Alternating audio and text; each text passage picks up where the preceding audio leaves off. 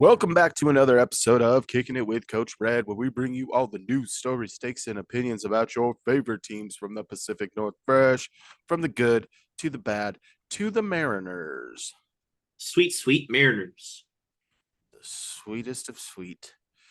Not going to be talking about the Mariners today. We're going to talk a little bit about the national title game that UW participated in, unfortunately did not emerge victorious in.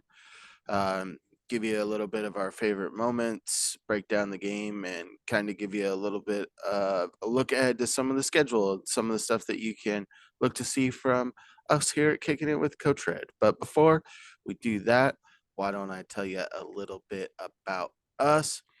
If you're looking for a guy that's going to continue to persevere forward and keep pushing this podcast into the future with a lot of bright hopes and dreams, just like Kalen DeBoer. Maybe you're looking for a guy like me, your boy Coach Red. You can find me on Twitter at the real Coach Red, on Instagram at the real underscore Coach Red, TikTok at the real Coach Red.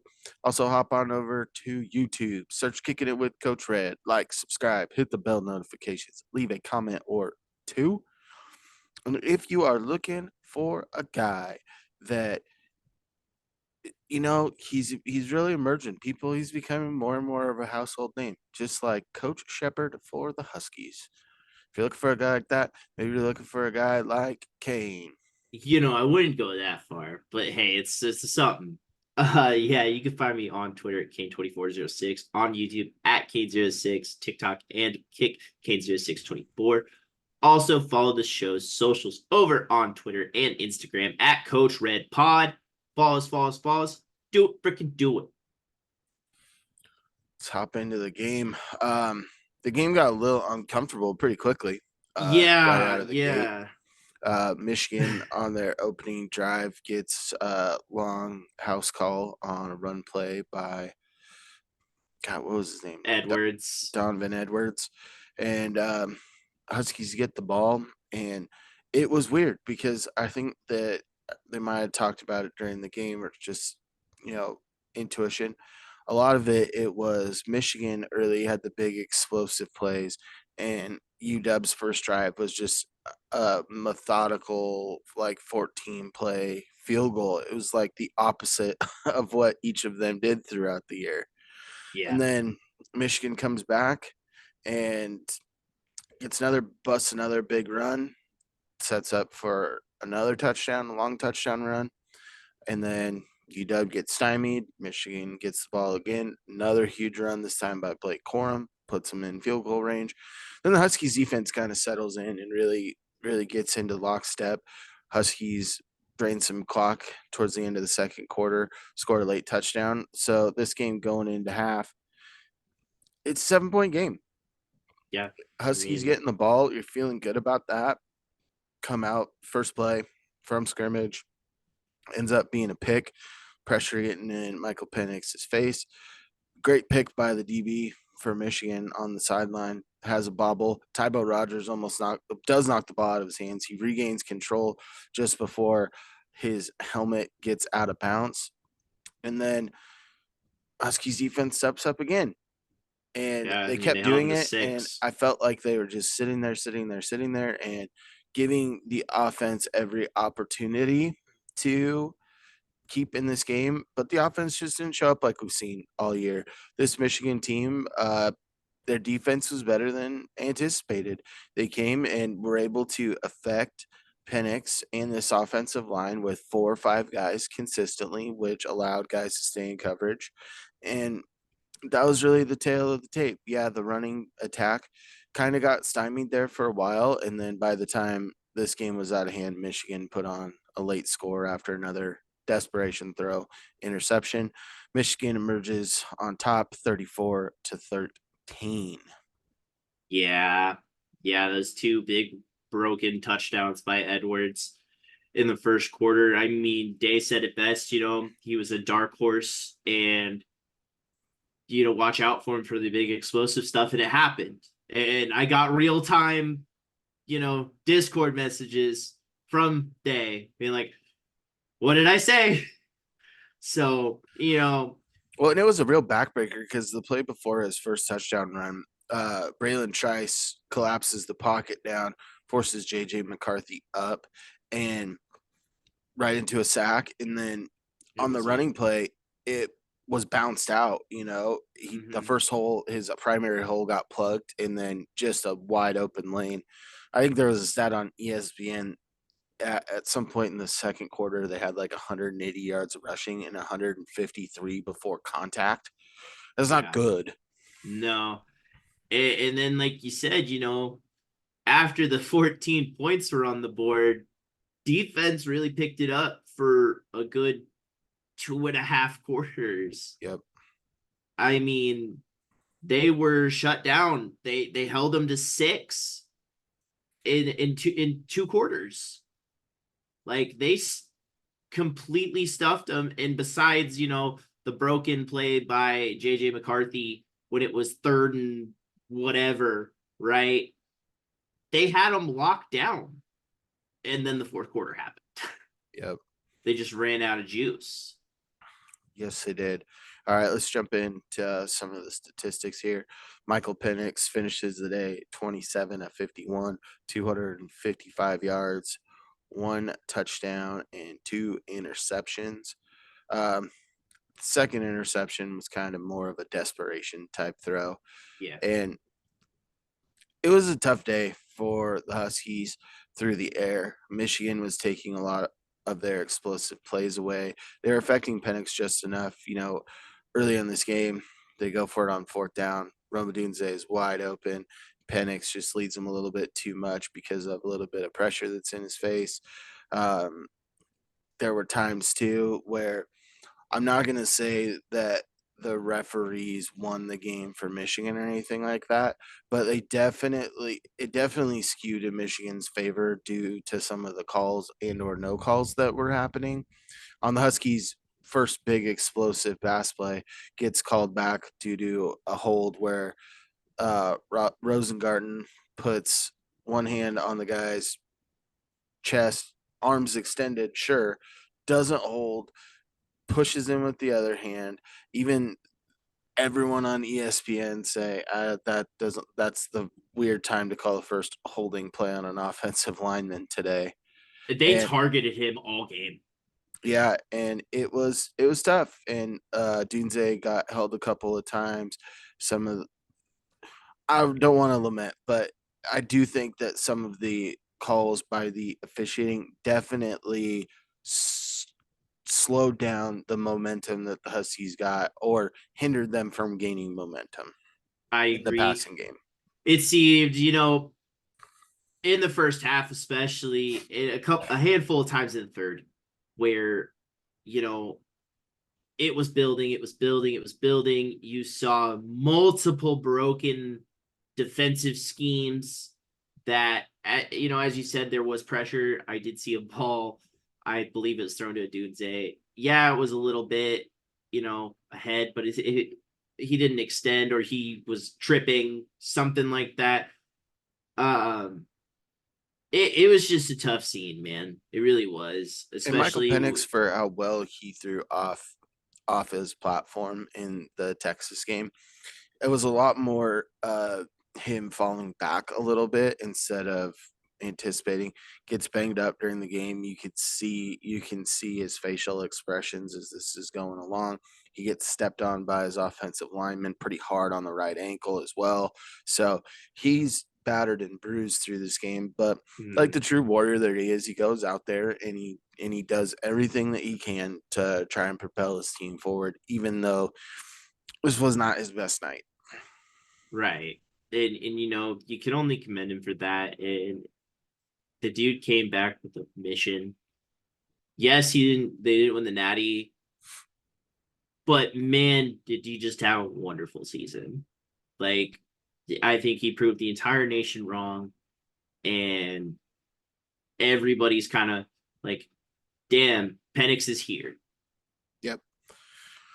Speaking of a guy who's an absolute warrior in this game, Dylan Johnson comes into the game. We knew he was banged up on the very first play, gets also rolled up on his foot.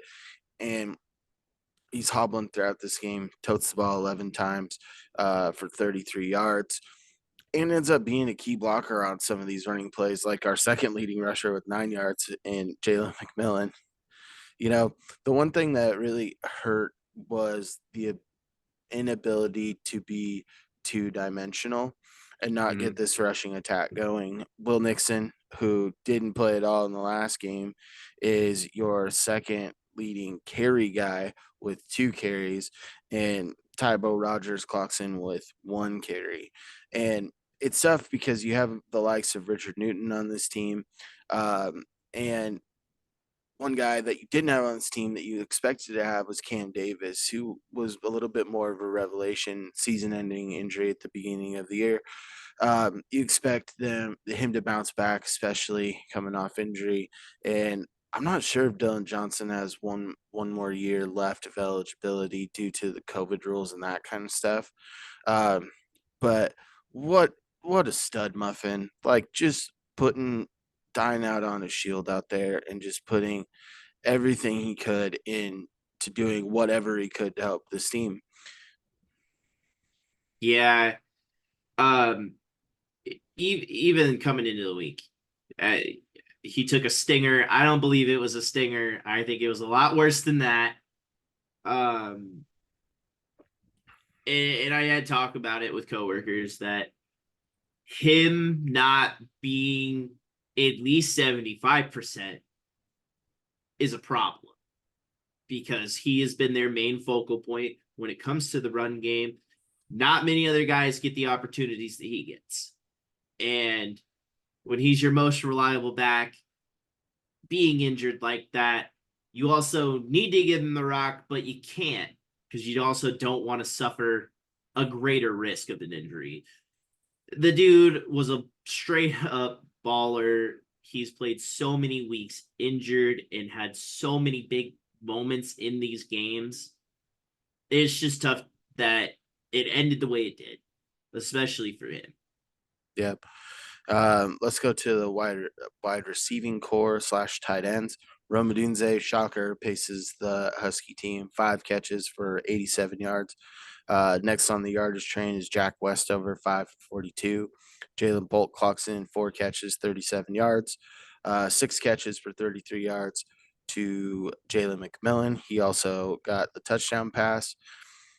Dylan Johnson even hobbled up 2 catches for 24 yards. And then Devin Culp, Tyvo Rogers, Will Nixon clock in with about 15 or less yards apiece.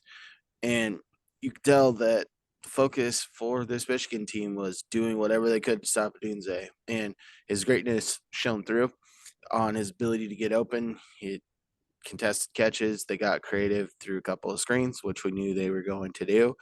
Um, Westover also was playing with a ruptured bursa sac in his knee this game. Wild. Like the dude is a stud, former walk on, turned into Dyson vacuum, just getting everything his area like we talked about last week. And Yeah, then Jalen Polk declares for the NFL draft today, and gets a couple of nice catches as well in this game. And then Jalen McMillan finding a way to get open for the touchdown as well is another guy that we're going to have our eyes on. But it was difficult because they couldn't get downfield like they're accustomed to. They had to play outside of their rhythm, but I think the wide receivers did as good a job as they could on yeah, reeling in the catchable passes. There were very limited drops for this Husky wide receiving core, just like it's been all year. So tough to see, but man, a Doomsday is God. The guy's gonna make some NFL team very, very, very, very happy here in a couple of months. I agree. And with this whole receiving core, the stats, they're there, but there was so much more to it, right? Michigan had, like you said, their game plan, and it was to stop the passing game. And every time somebody got the ball, it was just a wrap up tackle, and they brought him down, and that's what halted it, really. Yeah, great tackling in the Michigan secondary the entire game. yeah, and that just, I think, one missed tackle, and they were trying to break out of them. They were just on them, dude. They dragged them down and couldn't get anything extra. Again, it's just so hard to see that this receiving core kind of had this kind of game, especially the biggest moment of the year. Yep. Let's flip it over to the defensive side. Um, no interceptions in this game. One sack, which is on the opening drive. There was a lot of running plays for Michigan. Some defenders that I want to highlight. Dom Hampton finished with 10 tackles, and he was flying around the field. Jabbar Muhammad comes with the big PBU, sticks his nose in, making a couple of tough tackles. Wilfo making a great play on the fourth down attempt, Yep. just buzzing to the flat, didn't even look, reads eyes against their top wide receiver, just extends, breaks up the pass. Those were kind of my Was that where the helmet flew off? no, that was God, this Cameron Fabute Galan. It's Dude, that was, oh man. textbook, reading it perfectly. And one other guy I want to highlight is Carson Bruner, kind of playing that linebacker position. His dad was a Husky football player alum and was on, I believe, the 91 team when they beat Michigan in the Rose Bowl for that share of the national title back in 91. So Mhm. that was kind of a cool story and played very well in this game as well. But at the end of the day, the rushing attack early puts you in a hole that was tough to come back from. And for how well they settled in. It was exactly like we said. The Husky team is going to give up big plays. They're going to give up yardage, but they are going to clutch up in moments to give this team the opportunity to win the game. And there are just too many body blows that ended up coming by the end. The pick that ends up getting returned back to like the 3 yard line and easy score for Michigan really Mhm. put their backs against the wall. But at that point, the game was kind of out of hand, anyways. But a lot of respect for this Washington defense, much Mhm. maligned. But after that first quarter and really barely into the second, they really showed up. And you could kind of sense the tide turn from the broadcasting booth, too, because they were giving it to them in the first quarter. And Mhm. they really stepped up, and there's a lot of key players, and there's going to be some roster turnover due to graduation and potentially some transfers. But I think that the Huskies, this whole group, it was a historic ride. And I want to correct Day because guess what? Oregon did not win in the college football playoff. Yes, they did play for a national title, but they did not play in the college football. They did one time, but they did not win in the opening round. So Huskies were the only team in the Pac 12 era to ever win a game in the college football playoff. And big congratulations to Jalen McMillan for catching the only CFP Pac 12 touchdown.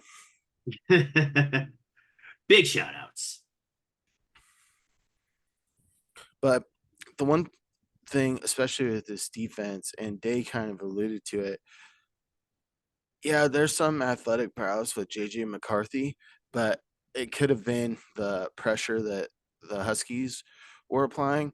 But JJ McCarthy as a passer was not great No. all game. And there were times where he was putting it there. The DBs were coming in and being right in guys' faces, but he missed some pretty easy throws for a guy that was a Heisman contender, you know, 10 for 3 quarters of 18, the year. 140. Yeah. I mean, they didn't need him to be great, but he didn't look great. No, no, and that is one thing that Day has alluded to many, many a times. Uh he just, they talked about it on the broadcast where, oh, he's so athletic, he can hit all these throws, and I just, show me the tape. That's all I Yeah. gotta say. Show me the tape. Let's see what they talk about him in the draft at the combine. Let's see the tape. Yeah, and his big pass play to the tight end Loveland, right up the seam. Yep. The That was offensive just line gets away with a pretty obvious hold.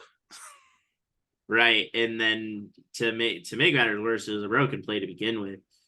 Um, and then he gets the ball. Defender thinks the ball's going over him, so he jumps, and that's what gives the big yardage to set up the Blake Corum touchdown. Yep. So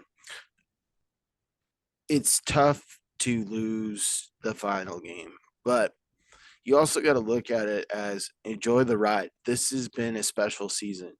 Only team in the Pac 12 era to ever finish the regular season undefeated.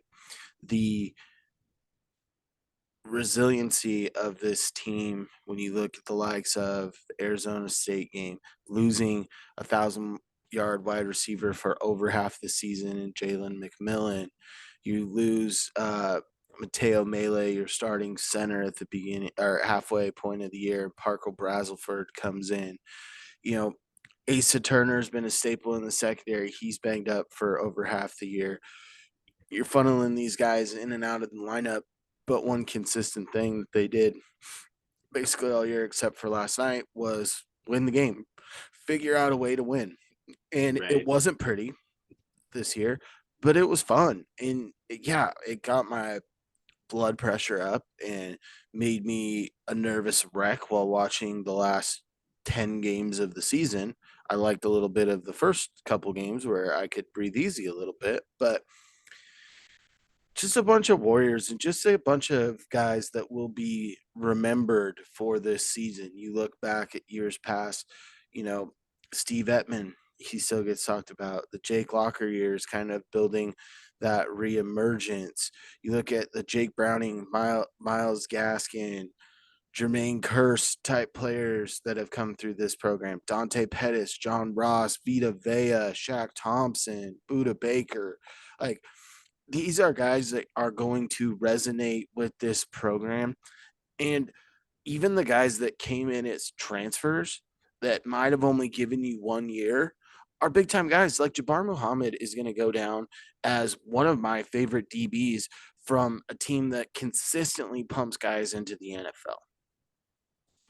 Right. Ulufashio being that guy that was a former walk on that has worked his way into being a guy that's going to be drafted, being a captain of this team. Braylon Trice, same type of guy, lower graded guy from the state of Washington, and just comes out and turns into a pressure monster.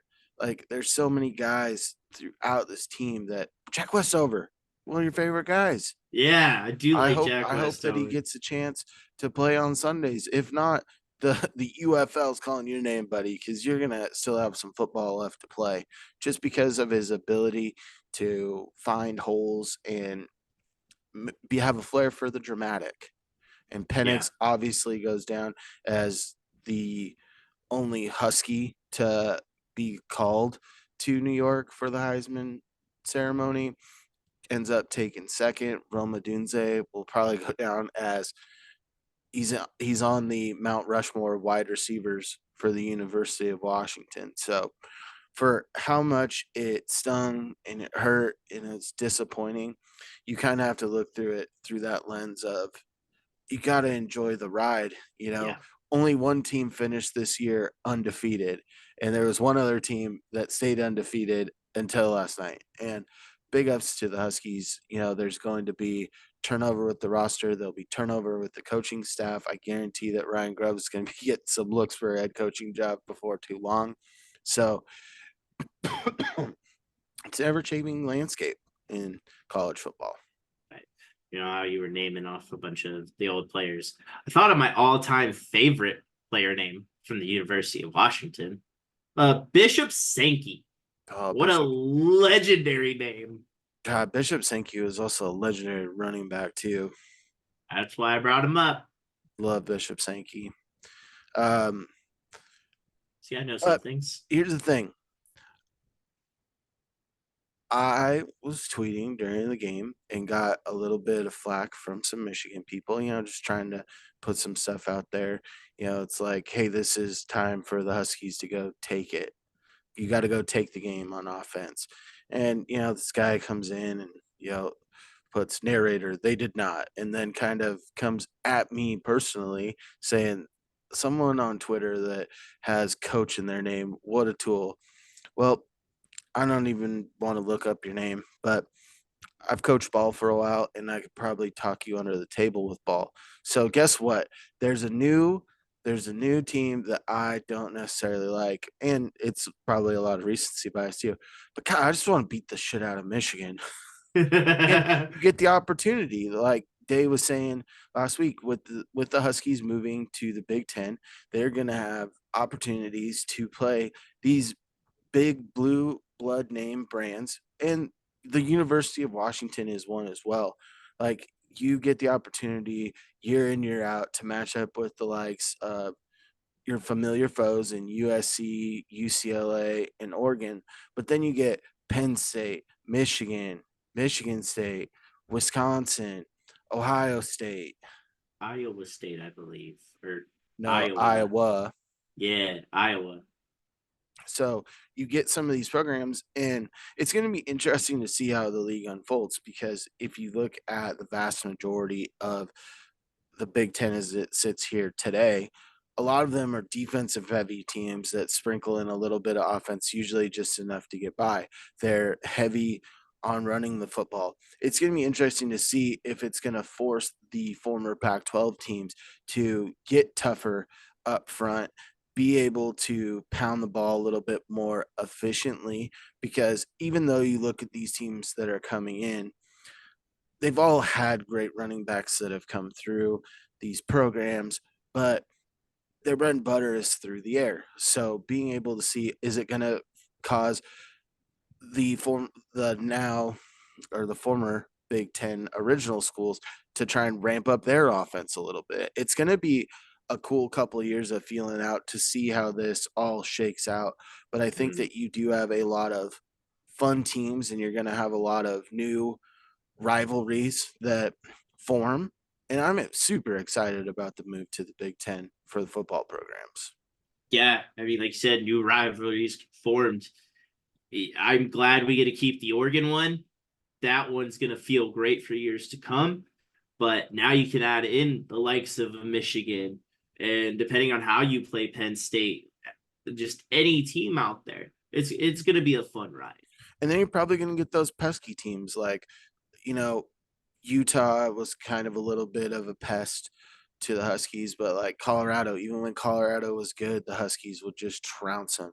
But then you'd Yeah, have like the Arizona States that kind of had the Huskies number.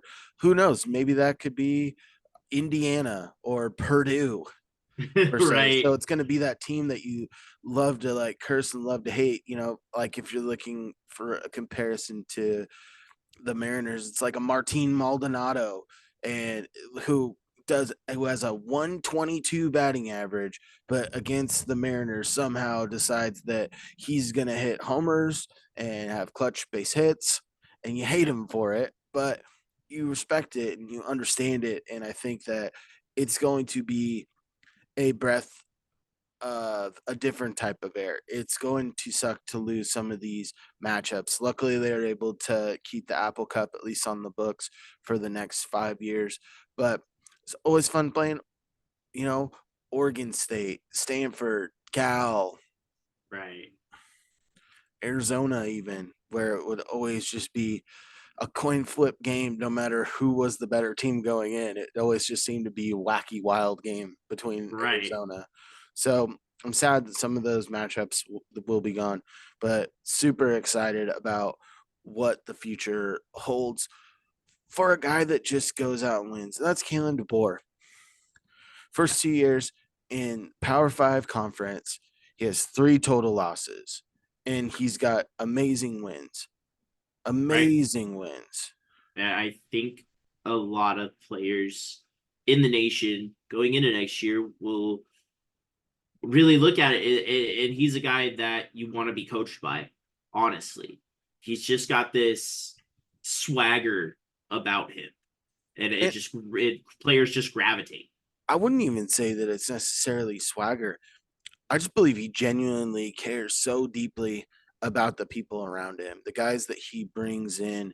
he is like a father figure to these guys. You see him, the way he embraces players and the way that he speaks. He's not that authoritarian all day, every day. He's he's a player's coach, and I think that these players really love playing for him. And big ups to him and the University of Washington. They get a commit from the top rated player in the state of Washington, running back. Don't have his name offhand, but I'll have it sooner than later. But this for the next recruiting cycle, anyways. But to gain a top recruit in the state of Washington, it's been tough sledding for a while. You've had some big name guys uh, head out of state to, like, a lot of times to Ohio State, sometimes down to USC, Oregon, and it'll be really interesting to see how after this year what they've done, especially with the incoming transfer at quarterback of Will Rogers. It's going to be interesting to see if the offense can stay at such a high level with someone that didn't grow up in his scheme like Penix did, to see how many offensive weapons are going to want to come play for this team, especially because you're going to see the guys that get drafted in April. And then the following year, more guys on offense are going to be drafted into the NFL, and just kind of see what that brings on the recruiting trail. Right. Like we said, it was a fun ride. There are ups and downs, time where it's biting my nails, times where I was throwing my beanie, times when I couldn't watch, sometimes felt sick to watch, sometimes I was talkative, or sometimes I was just absolute quiet, just like I don't want to, I'm not jinxing anything. Right. Washington football brought back some superstitions, which I love to have superstitions. Former baseball player at the collegiate level, and superstitions are great. They're so much fun. And just like this team was so much fun. And Yeah. I'm excited to see kind of how they finish out the recruiting, and then kind of how they're going to hit the transfer portal still to end out this cycle. And it would be fun because you get to play a familiar foe pretty early in the season in Washington. I think it's week two or week three of the college football season, playing at Lumen Field against the Cougs. And That's gonna be sick. then October 5th, I believe, here's your rematch. Here is revenge time against Michigan. At So home, I believe. yes, it is at home. So, oh, that place is gonna be just a madhouse. I'm gonna love every second of it. You gonna try to go? I'm definitely going to the Apple Cup this coming year, and then I'll see what other games I could try to get to on the docket. Yeah, try to take me to one. Oh, great. Yeah. Yeah. Whatever you say. Whatever you All say. right.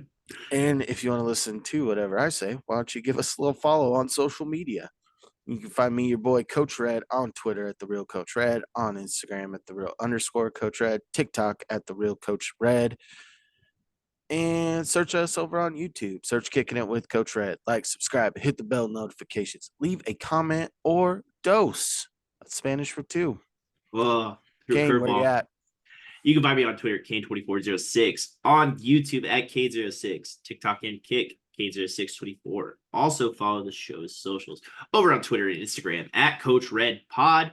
Follow us, follow us, follow us. Do it, freaking do it. And as always, stay fresh. Stay fresh, peeps. Peace.